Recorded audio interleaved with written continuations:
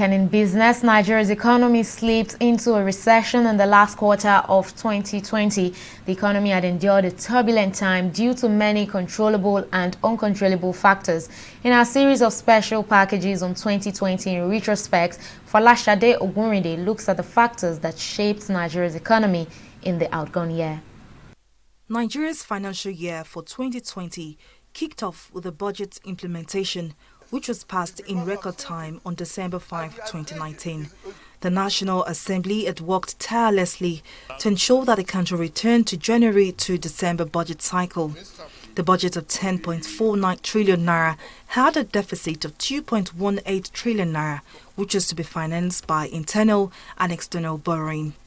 Barely 2 months into the year, a deadly and largely unknown virus shook the world. The smooth-sailing implementation of the 2020 budget witnessed a major turbulence occasioned by coronavirus. The important thing to know now is that the patient is confined. We have aggressively started to identify all his contacts all the way to the airline. We would like to assure everybody that we are on this case to make sure that we can identify everybody that he has come into contact with. As part of efforts to stem the spread of COVID-19 after an index case was recorded in February 2020, the federal government imposed a lockdown which shuts down the private and public sectors, which left a back-breaking impact on most, if not all, sectors of Nigeria's economy. According to a research paper by the International Food Policy Research Institute, Nigeria's GDP during the lockdown periods suffered a 34.1% loss due to COVID-19, amounting to $10 billion. The agricultural sector also suffered major losses in tune of $1.2 billion in output. The aviation sector was not left out in the massive hit as it lost over 180 billion naira and thousands of jobs. Just after the lockdown, when businesses began to pick up for the private and public sectors, the nation's economy was hit below the belt once again. This time by an army of youth in a nationwide protest tagged #EndSARS. For 14 days, businesses were shut in all major cities of the country.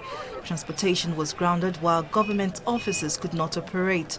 Nigeria was literally bleeding economically from the effect of the protest.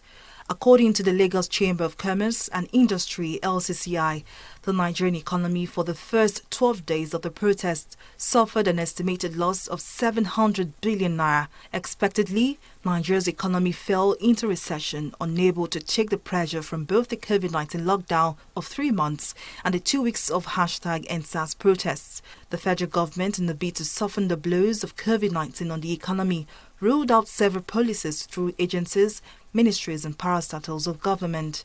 This committee was mandated to review and advise Mr. President on the opening of the Nigerian borders.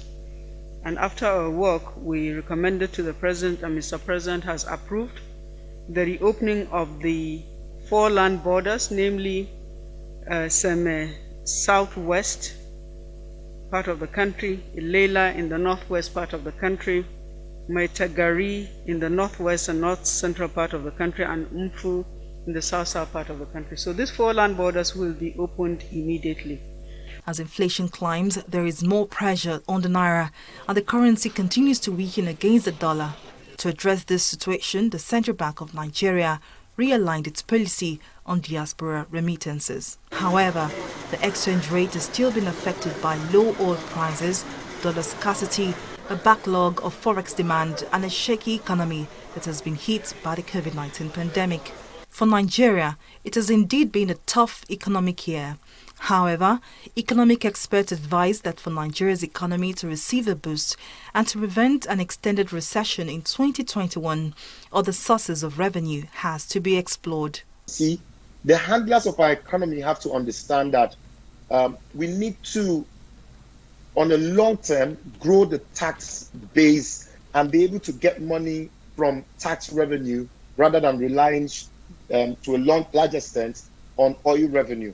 Because once you have this lockdown in Europe and in most of other parts of the country that rely on our oil, then they're not spending enough on heating, they're not buying as oil as much as they need to do, and then we have challenges. Remember that at the height of the lockdown in 2020, earlier on in the year, there was a time we were basically begging people to buy our oil.